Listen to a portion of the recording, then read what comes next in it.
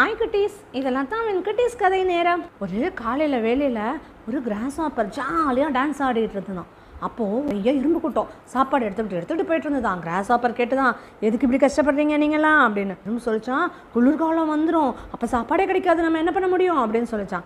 அதை அப்போ பார்த்துக்கலாம், வின்டர் வரும்போது தானே பார்க்கணும், இன்னும் எவ்வளோ நாள் இருக்குது, ஜாலியாக இருங்க, டான்ஸ் ஆடுங்க, பாட்டு பாடுங்க சொல்லிச்சான்.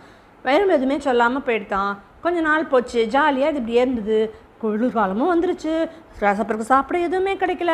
எறும்பு அதோட புத்துக்குள்ளே உட்காந்து ஜாலியாக அது சேர்த்து வச்சதெல்லாம் சாப்பிட்டுட்டு இருந்ததான். இந்த கிராஸ்ஹாப்பர் அதுக்கிட்ட போய், எறும்பு ரொம்ப பசிக்குது, எனக்கு ஏதாவது கூட அப்படின்னு கேட்டுதான். அதுக்கு எறும்பு சொல்லிட்டான், என்னை பைத்தியம்னு சொன்ன எல்லாம் இன்றைக்கி நீ எப்போ உனக்கு தேவையோ அது தேவைக்காக நீ முன்னாடியே சேர்த்து வச்சுக்கணும், அப்படி சேர்த்து வைக்காத நீ தான் பைத்தியம். அன்றைக்கி வெயில் காலத்தில் பாட்டு பாடிக்கிட்டு இருந்தே இல்லை, இன்றைக்கி குளிர்காலத்தில் டான்ஸ் ஆடு அப்படின்னு சொல்லிட்டு போயிடுச்சான்.